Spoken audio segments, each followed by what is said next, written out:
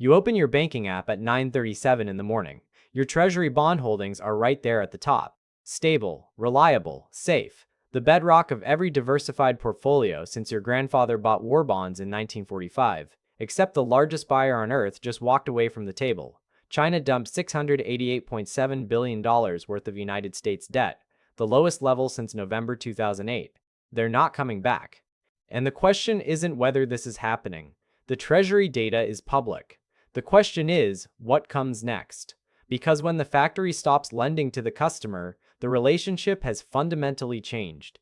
And if you think this is just about interest rates and bond yields, you're missing the entire picture. This is about trust. And trust, once broken, doesn't come back with a rate hike. For the past 8 years, I've been tracking capital flows that most people never see. The boring stuff. Treasury auction data. Central bank reserve compositions. Custodial account anomalies in Belgium. The financial plumbing that keeps the global system running. And right now, that plumbing is being rerouted. If understanding what's actually happening with your money matters to you, make sure to hit that subscribe button and give this video a thumbs up if it helps you see past the headlines. Because what I'm about to show you isn't speculation. It's a structural shift that's been building for over a decade, and we're now watching the acceleration phase in real time. Here's the thesis. China isn't just diversifying, they're building a parallel financial system designed to function when the dollar system fractures. And every asset they're accumulating, gold, oil, grain, serves a specific purpose in that architecture. This isn't about economics anymore. It's about insurance against a crisis they believe is inevitable. Now, most analysis of China's treasury sell-off focuses on the numbers. 71.4 billion dumped between October 2024 and October 2025. A 47% decline from the 1.32 trillion peak in November 2013. And yeah, those numbers are significant. But here's what they're missing. China isn't sitting on cash. That's the trap right there. Everyone's asking where the money went. The money didn't go anywhere. It transformed. From credit-based reserves that exist as entries in Western financial databases to physical assets that cannot be frozen, seized, or devalued by anyone's monetary policy. That's not diversification.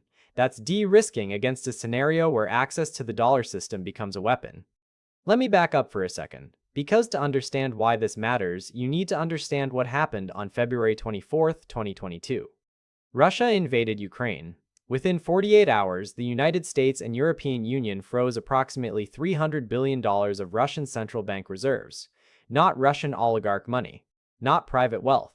Central bank reserves. The savings account of an entire nation. Poof. Gone. Inaccessible. Now, you can argue Russia deserved it. You can argue it was the right moral choice. But if you're sitting in Beijing watching that happen, you're doing math. And the math is simple. If the West can freeze $300 billion in Russian assets over Ukraine, what happens to Chinese assets over Taiwan? That's not a hypothetical. That's a planning assumption. So what do you do if you're China? You can't dump everything overnight. That would crash the treasury market, crater the dollar, and destroy the value of your remaining holdings. So you do it slowly, methodically. And you replace every dollar of treasuries with something that exists outside the Western financial system. Something with no counterparty risk. Something that's been a store of value for 5,000 years. Gold. The People's Bank of China purchased gold for 14 consecutive months through December 2025. Total official reserves now sit at 2,306 tons. 74.15 million troy ounces. Worth $319.45 billion. Gold now represents 8.3% of China's foreign exchange reserves, up from 5.5% at the end of 2024. But here's where it gets interesting. Independent analyst Yan Nguyenhuaijez estimates China's actual gold reserves, including unreported purchases through state-owned enterprises and covert buying operations, may be closer to 5,411 tons, more than double the official figure.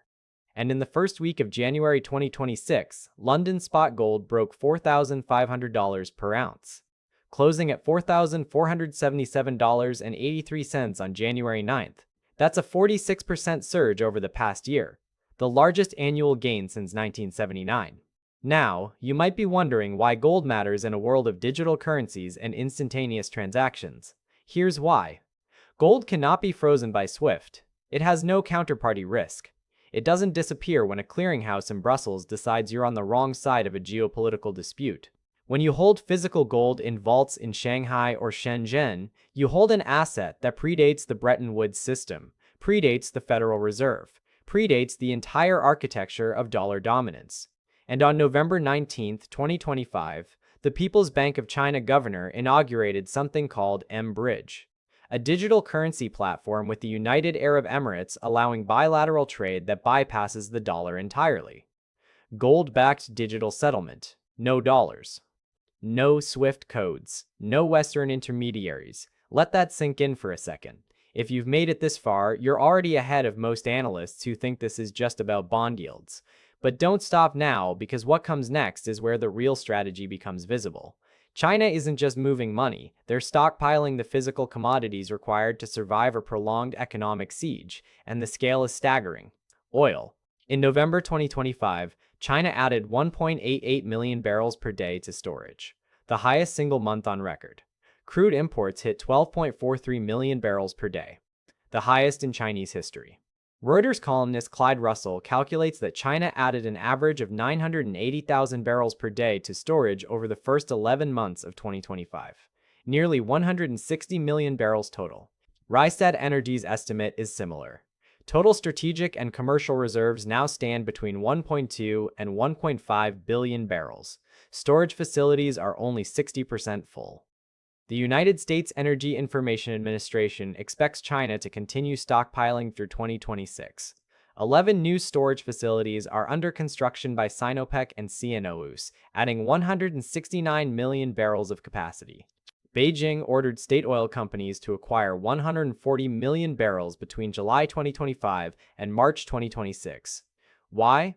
At current consumption of 16 million barrels per day, these reserves provide 75 to 90 days of coverage, approaching the International Energy Agency's 90-day benchmark that China, as a non-member, is not obligated to meet. But they're building toward it anyway. Because there's a choke point in the global energy system that keeps Chinese military planners awake at night. The Strait of Malacca, a narrow waterway between Malaysia and Indonesia through which 80% of China's oil imports flow. In a conflict scenario, the United States Navy could blockade that strait and choke China's energy supply in a matter of days. But if you've got 90 days of oil in reserve, you've got 90 days to find alternative routes, negotiate new suppliers, or win the conflict before your economy seizes up. That's not paranoia, that's operational planning. And it's not just oil. Food security follows the exact same pattern. China holds approximately 68 to 70% of the world's corn reserves, 53 to 58% of wheat, and 50 to 60% of wheat, and 50 to 60% of rice. Stockpiles that will, according to Episode 3, Commodity Analysts, most likely never be seen in the global market. The country spent 131.66 billion yuan, that's $18.12 billion, in 2025 on stockpiling grain, edible oils, and strategic materials, up 6.1% from 2024. The 2024 harvest hit a record 706.5 million tons. Per capita grain possession reached 500 kilograms, above the 400 kilogram international food security threshold. Industry sources indicate China's silos are so full there is no need to import grains for at least 2 years. Think about that. China possesses 7% of the world's arable land, but feeds 20% of the world's population, and they've built a 2-year buffer. These reserves are not commercial inventory for price arbitrage. They're existential insurance. If the global food trade collapses, if sanctions cut off agricultural imports, if climate disasters disrupt supply chains, China has bought itself 24 months to adapt. 24 months where the population doesn't starve while the government figures out alternative supply routes. Now we're in the home stretch. And I've saved something important for the end, because this is where most people misunderstand what's actually happening. The narrative you'll hear from mainstream financial media is that China is selling treasuries because they need cash for domestic stimulus, or because they're worried about United States fiscal sustainability, or because they're trying to prop up the yuan. All of those explanations miss the forest for the trees. China is executing a decade-long strategy to insulate their economy from Western financial infrastructure, and we're watching the final phase. Here's what that actually looks like. The United States national debt hit $38.43 trillion on January 7, 2026, growing at $8.03 billion per day, $92,912 per second.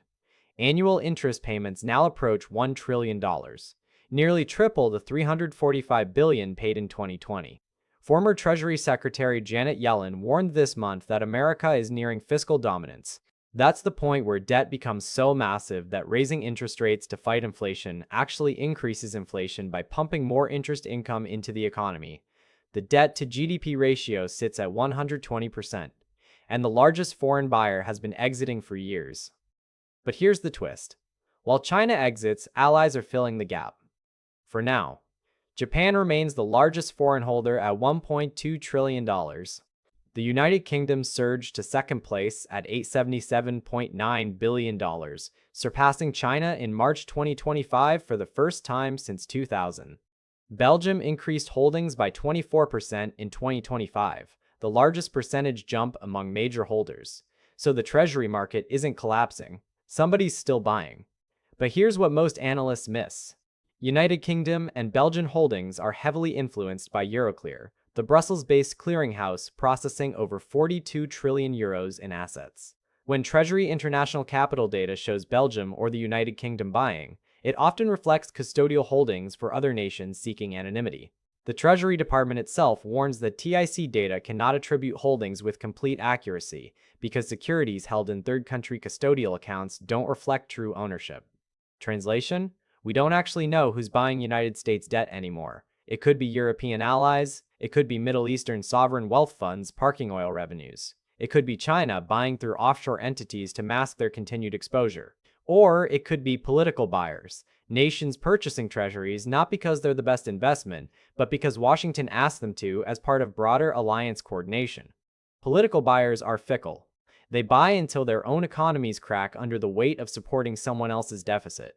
And meanwhile, JP Morgan's global forex strategy team issued a net bearish outlook on the dollar for 2026.